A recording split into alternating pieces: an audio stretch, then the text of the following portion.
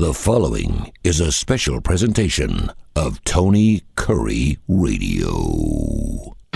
Keep your mission on your mind and your mind on your mission. This is Mission Minded with Michael Coleman. Time once again to put your mission in your mind, your mission. It is Michael Coleman from the Montgomery Area Food Bank. Does wonderful work down there covering 35 counties in the great state of Alabama. Previously, of course, of the Jimmy Hill Mission. He's also started a couple of non-for-profits for himself, and he's a businessman. We talk about business stuff here and non-for-profits and other things. Michael, how are you, brother? 2023. If you're listening to the show, maybe it's already started, so Happy New Year to you. If it has not, it's right around the corner. How you been, brother? Everything good? Yeah, as I was telling you right before we came on, not a fan of the cold weather. I'm having flashback to my military days of being in Europe. Oh, man. And waking up in the outside on maneuvers in 5-degree weather.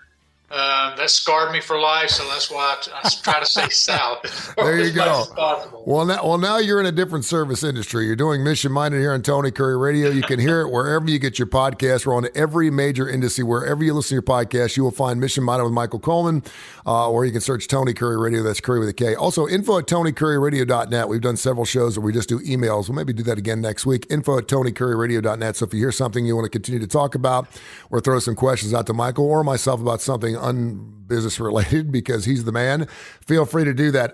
You came up, everyone's got New Year's resolutions, and I get that. And of course, resolutions don't normally work. It's a lifestyle change. And hopefully some leaders, some bosses can make those changes in their workforce. You found a wonderful story about the top 10 New Year's resolutions that business leaders or bosses or whoever, just a leader in general, can make in their workforce to make it an even better place to work. And you got 1 through 10. I know you don't want to stop on every single one of these, so I'm going to start with number 1. And then if you have something interesting to say about it, hop on board. You got me? Sure. Number 1 is prioritize self-care and the well-being of you and your workforce. And I'll bet you want to stop right there. Well, I do. I will tell you, it's just been my experience that number one, that leaders tend to not be focused on what they need. And lots of times we don't focus on what our family needs. And so we end up thinking, to get ahead, I've got to put in all the hours. And I get that. I've been in different phases of my life. And there's times where I worked when I wish I could have been home with my family. And I just get that's part of life. So I don't want to put forth any unrealistic expectations. But I do think leaders, it's a delicate balance where you're thinking, okay, what is best for me? When do I walk out the door knowing that, hey, it's all going to be here tomorrow? I'm never going to get it all done, but I've got to make sure I'm getting enough rest. I've got to make sure I'm spending time with my family, making sure that I'm separating myself from my work and my work does not become my complete identity. And that's a struggle for so many of us, is that we are defined by our work and by our job titles and what we get accomplished at work. So that can be a very difficult thing to pry yourself away from. But the thing that I've seen even more challenging is to run a business because you're trying to put customers at the forefront. And that is right. You no matter if it's nonprofit, the people you're serving, no matter if it's a business, the people that you're selling to, you want to, they're ultimately who you have to please.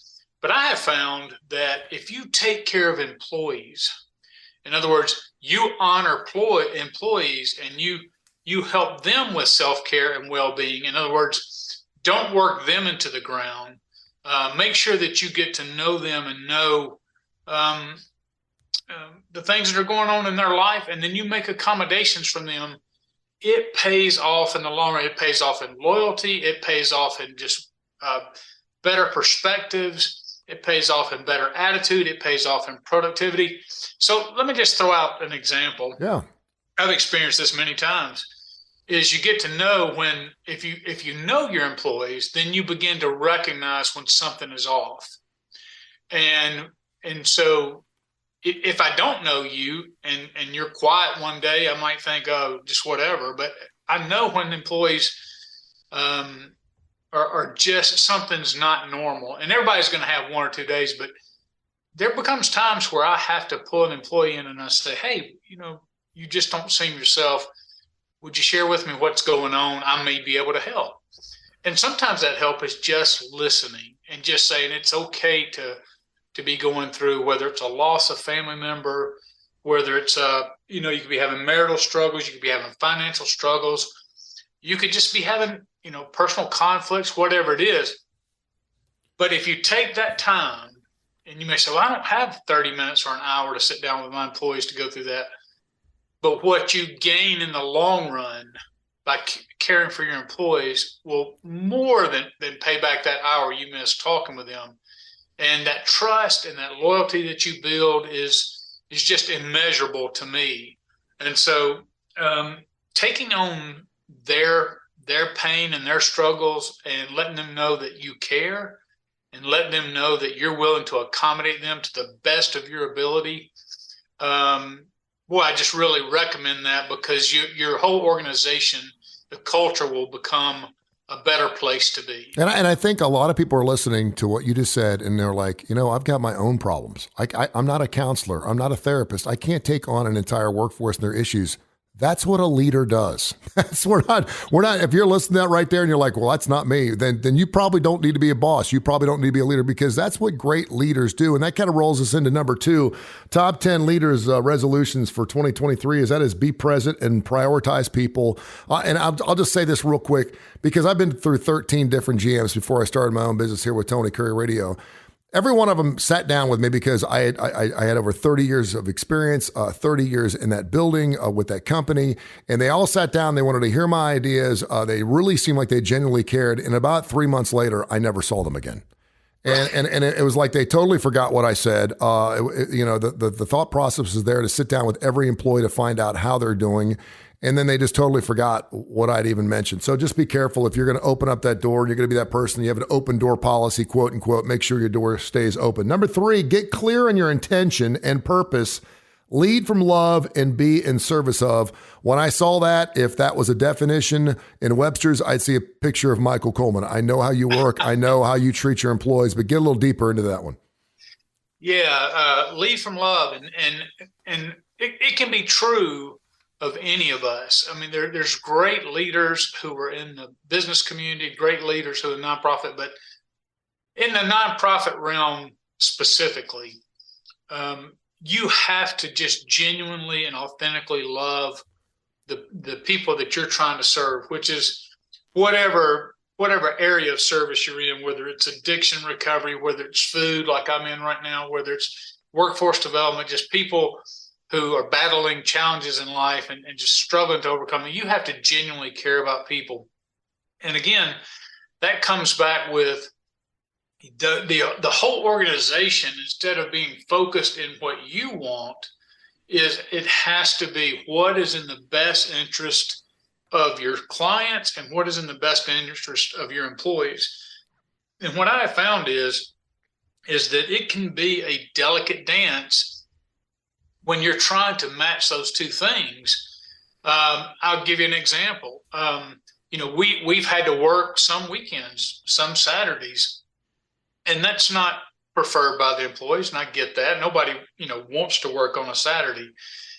But what they understood is that we had some areas that had to be addressed that we couldn't address during the week. Now, we knew that we could have stopped serving people food for a couple of days, but see, that would have hurt our clients, those that we're caring about. And so because we had communicated that to them, because they understood that, hey, the weekend when we don't have people coming and picking up food, agencies and pantries, that is the best time to be able to do that.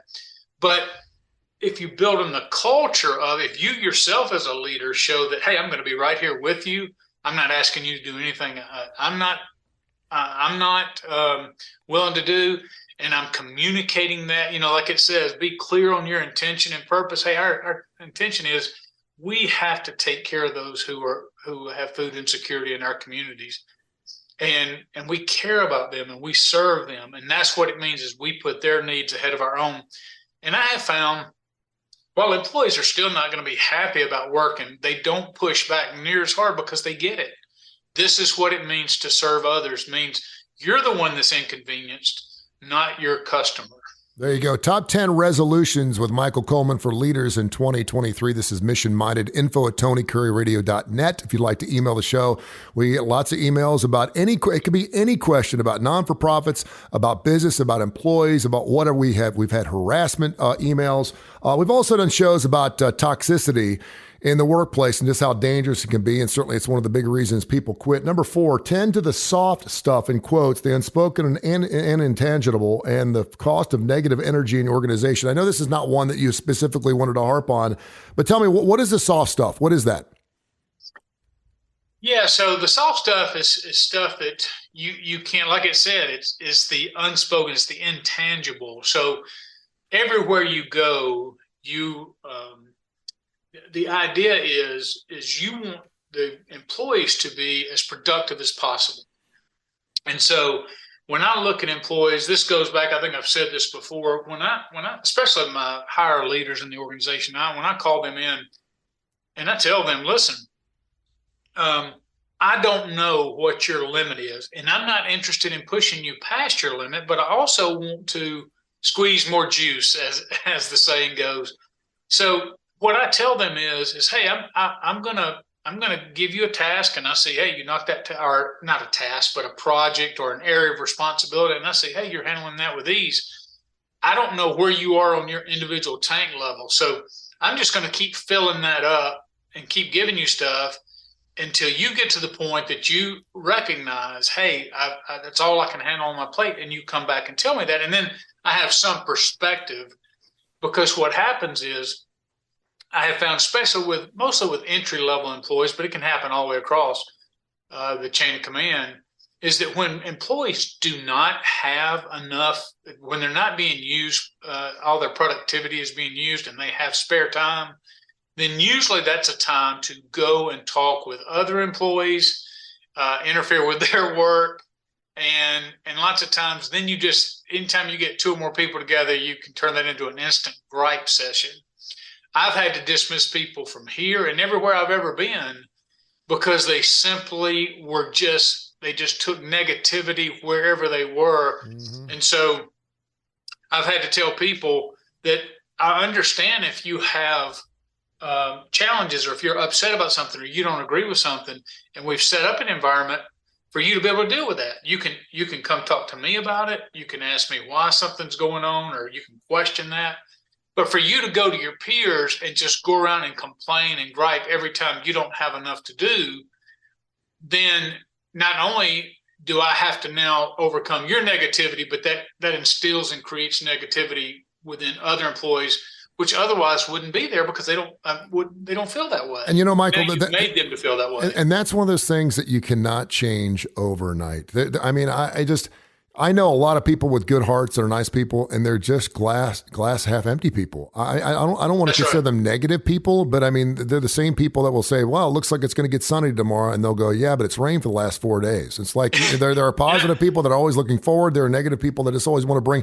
And I think a lot of that may come from the way they were raised. It could come from their family. It could come from past experiences, but that's just something that you're not going to change. Number 5, I love number 5. You have a 1/10 of a second to make a first impression. 93% of your impact is how you're showing up, and you're contagious. It means something that you need to pay attention to. The energy and presence you bring into the room will be felt and likely taken on by others as you may be taking on theirs. Just like you said, that negative aspect to somebody, you can set the tone or you can be clobbered by it. Talk about that, because I love that. I think first impressions are really important. Oh, I do too. And what I always try to do, and it's just become a part of who I am, because I'm authentically excited about where I am and getting to serve people, and I love it. And I love collaboration. So it's not that Michael, since he's coming to the food bank, has to win the day or has to be all things to all people. I love, though, saying, here's what we bring to the table, and if I love partnering with other people so they understand. Hey, I'm not just doing this. I'm excited to do this, and it creates excitement in them and optimism. Now, I don't want to say, oh, we can just do anything, this blind optimism, but I go into these situations. I mean, that's who I've really genuinely become, and I think that's good when I'm partnering with other people, because they tend to feed off that energy, and it's like, hey, let's go into this recognizing there's a problem. Nobody's addressing this problem, but together or collaboratively we can. And we've been able to tackle some things. One of the most discouraging things I've seen is so much in the nonprofit world is they can't think outside of their own organization. They can't think past this year's budget. They can't, envision into the future or talk about what's possible. Like you said, they are the type of people that see a problem for every solution. And it's just, it just drains the energy out of the people under them and the people they're trying to collaborate with. Top 10 resolutions for leaders in 2023, as heard by Michael Coleman, of course, the CEO of the Montgomery Food Bank. Go to FAFB.org. You can make donations throughout this holiday season or anytime in 2023. They greatly appreciate it. They cover 35 counties, so there's always a need there. These are resolutions for leaders in 2023. Number 6, cut the baloney, tell the truth. This is pretty straightforward, right? Yep. And I have found that it's better as a leader to go ahead and not only talk about your own failings, but to allow other people to highlight those back to you, to speak those back to you.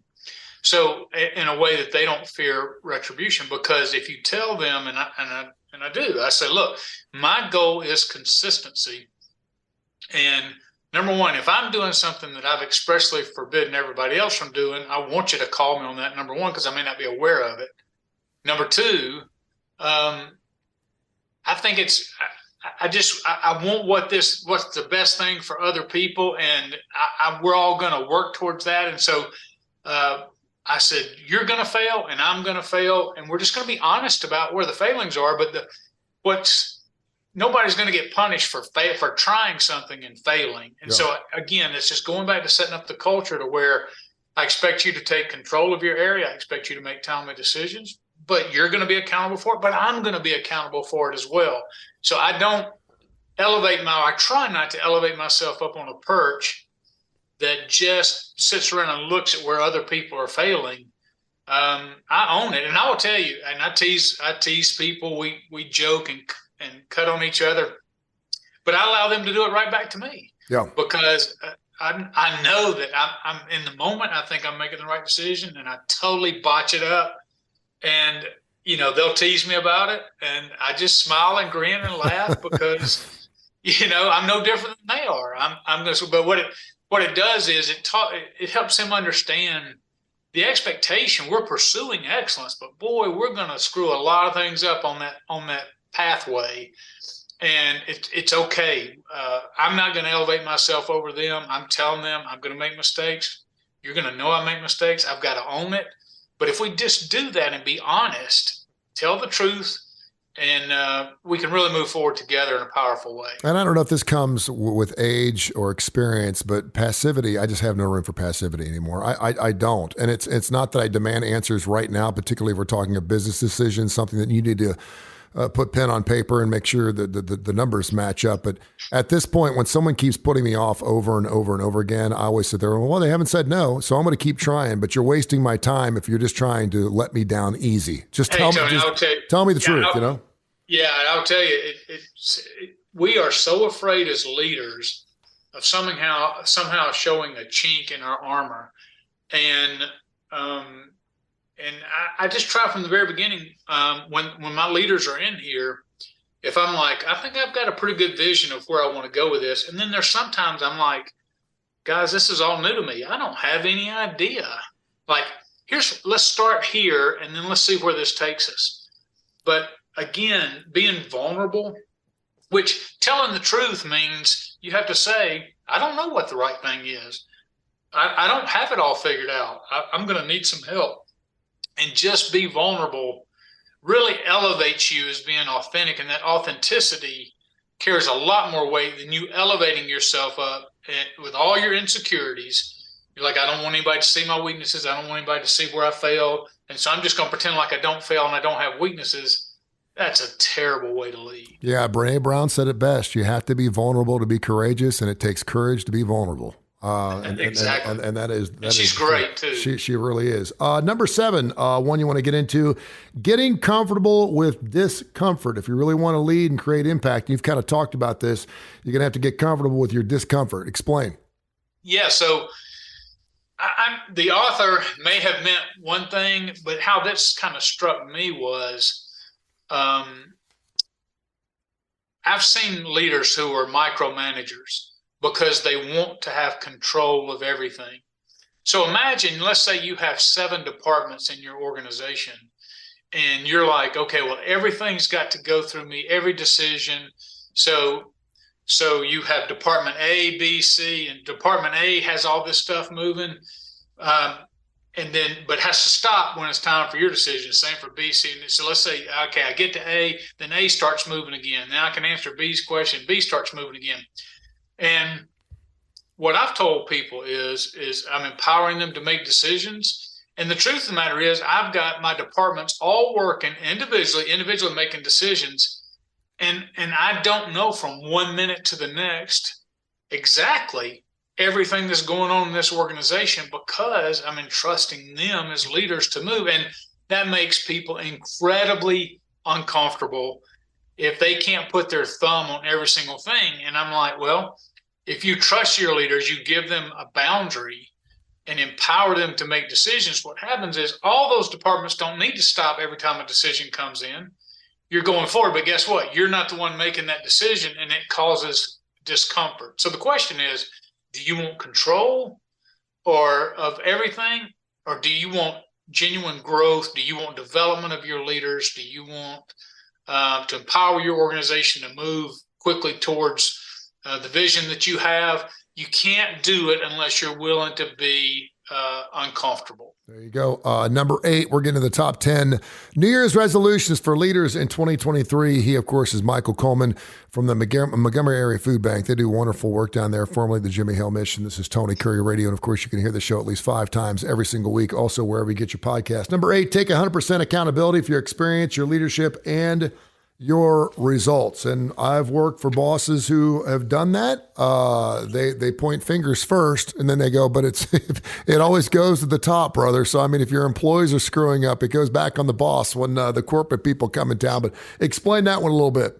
Yeah, so this is an old thing that I think a lot of people will understand, that when we talk about successes, when I'm in front of my board, I may have 1 or 2 employees with me, but I'm telling them all the great things that I think we're doing. And I talk about we, and I talk about my team. Let me tell you what my team did. Let me tell and it's not that the emphasis is not on the my, but the emphasis is on when good things happen, it's because the people in our organization are making it happen. Yeah. And I want to shine a light on them. And I will talk about, well, yeah, my development director came up with this idea and he did that and it's worked out great. But if it's a mistake that comes along, then I try to take ownership of that and say, well, I thought it was best to do this, but I was wrong. And here's what I learned from it. And so the idea is, between me and the board, I want to shield them. And so I need to be willing to take the hits for even though I may not have made the decision directly, my director may have, or somebody on the line may have done that. I need to take the hit to them and shield them, but then I need to open up the door with praise when something good happens.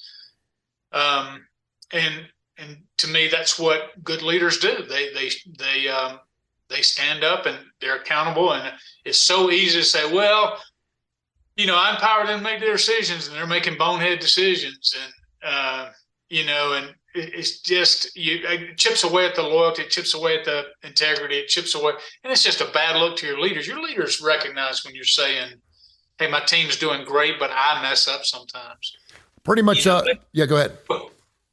Go ahead. No, I was just going to move on. It's a great point. Number 9, pretty self-explanatory here. And these are the top 10 New Year's resolutions for good leaders in 2023. Prioritize and focus on the right things. I think we kind of know what that is. And then number 10 is hold a solid container for yourself and others. This means seeing the best in yourself and your people, getting curious about what's possible for you and your growth, seeing and believing. Talk about that just a little bit. And then if you would, since we have about 5 or 6 minutes left, I'd love for you to share one of your New Year's resolutions for Michael Coleman in 2023, because I've got one I want to share with you, but give me number 10 first. Yeah. It talks about challenging people to step up and give them, productive feedback and commitment to being in service of their growth. I mean, all of that is, to me, is making sure it's helpful within an organization to make sure people understand what their roles are and that they understand what the relationships are, who their peers are, what's happening to their left, what's happening to their right, and how to successfully move up in the organization, and to let them know how to continue to be an ever-present or an ever-growing part of our organization. And I think people, lots of times I've seen confusion. Sometimes, especially, I tend to move very fast and within organizations.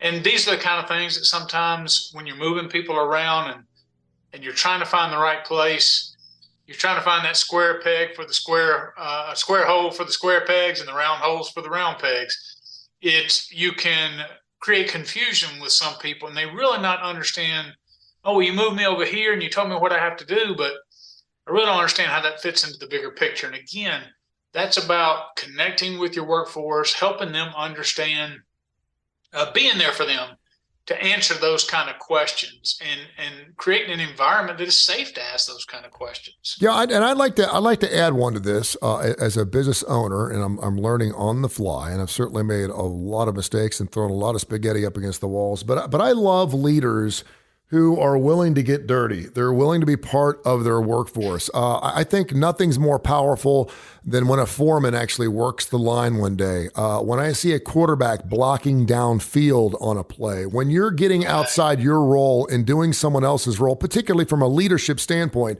and you're willing to get dirty. I again, from experience, I pay people to work for me, not so much because I have widgets to make, but I have product to place, and I have shows to make, and a lot of times it has a lot to do with computerization, graphics, things I don't know how to do. And what ends up happening is when I'm just paying those people off, do your job, and then I go off and do my own thing, then they end up doing it really well. They know I don't know how to do it, and they start getting this, I don't even know what the syndrome would be called, but they're like, this place wouldn't last without me. And there becomes some resentment there for me. Despite the fact that I'm paying them well to do their job. So I show an interest in what they're doing. Hey, how did you make this graphic? Or how do you work this Zoom thing? Or, whatever. And the more you get to learn about what your employees are actually being asked to do on a daily basis, not only does it make them disposable because you actually know how to do their jobs for them, but it shows an interest in that. And I think that's really important. Yeah, and I will tell you, I am one who, if you talk about things I need to do better in 2013, well, all the things I read to you, I don't feel like I've fully arrived. I could continue to do those, but one thing in particular that kind of touches on some of these is I've noticed that when I go out in our warehouse, and we have 4 big warehouses that I walk through, and so when I walk through the warehouses, number one, it's good that they see me in the warehouse, that my employees see me. Yeah. And then I can ask them questions as I walk through, but there'll be times where I have to be very intentional. And so I'll give you a good example. I've walked through before and I've seen 3 guys over there sweeping and just keeping their areas in their warehouse just really immaculate. It's towards the end of the day, but they're cleaning up, and I might not even notice that the floor was dirty walking through the warehouse, but they were doing that. And so I was like, in my head, as soon as that hit, I'm like, oh, look, this is a really clean area. I had to stop myself and intentionally say, hey, guys, thank you for what you're doing. I really appreciate how clean you keep this area of the warehouse. Wow. And recognizing them, catching them doing something positive and recognizing them, even if it's only a verbal, is very important towards towards them. And lots of times you need to then take the parlay that into relationship building. So if I say 3 guys there and you stop and you get their attention, then it could be, tell me how long y'all been here. Yeah. And tell me what you see this working. Tell me if you could change one. If you were king for a day, what would you change? And you will get some amazing feedback and some amazing insights into, and it's all because I'm being present. I'm walking through, I'm seeing them. And then there's sometimes where I'm like, I see problems and I know, but again, it's not somebody's telling me there's a problem. I'm seeing it, and I'm talking with employees, and they expect me out in the warehouse, but I can tend to be handling so many things in my office. It's just easier to keep doing that. But I have to be intentional about going out and walking through the warehouse when the guys are, to be a part of what they're doing, ask questions, lead with a lot of praise, be very slow to criticize. But it does help me. It does so many things. It helps me hold leaders accountable. It helps me check to make sure that what I'm putting out is actually being carried down through the different levels. There's just so many advantages to it, but it's just something where it's time consuming. Michael, fantastic. We're all fighting for that. Yeah. So I've got to do better at it. And then the other thing I would say is, just in the last few minutes, is I have such big. I love to live in the vision space and talk about what could be. Where could we go? And I could do that all day long. I love it. And to talk about the impact that we can make. But what I have to understand is, and sometimes slow myself down to make sure that we're not leaving anything behind. I always think about in Desert Storm. Not Desert Storm. I was in Desert Storm, but in the Iraqi War, they called it. I'm drawing a blank, Tony. What do they call it? Shock and awe. Yeah, shock and awe. Yep. Yeah, and so what they did is they wanted to capture Baghdad. So they were blowing through all these little resistance towns, but they weren't stopping to take those prisoners hostage. They just kept blowing on through and to get to Baghdad, and it was shock and awe. And everybody was praising that strategy until they saw the effects of it after a while, which was, well, maybe it would have been better to capture that territory so that they couldn't come up behind you. And there's just all sorts of additional problems that came out from that strategy. Now, again, not to say that it was right or wrong, but it was all praise at first. So I could go out and lead the food bank and accomplish some great things. But if I piecemeal it and I don't make sure that each step I take, that step that I'm creating, building on a good solid foundation, then I could get way out here, but then it not be sustainable because I didn't build it right. Yep. And that's what I have to continue to remind myself as I move through these different phases. We have to make sure we go phase to phase, but we're ready to move to the next phase and not be in such a hurry to try to get to the end state. Michael, great show. Happy New Year to you, brother. We'll do it again next week. Greatly appreciate your Mission Minded, of course, is heard wherever you get your podcast. We're on every major industry out there. And, of course, you can hear it live right here on TKR and Tony Kurre Radio 5 days a week. Michael, God bless, man. Happy New Year to you, brother. Thank you. All right. God bless you and our audience as well. Thank you all. This has been a special presentation of Tony Kurre Radio.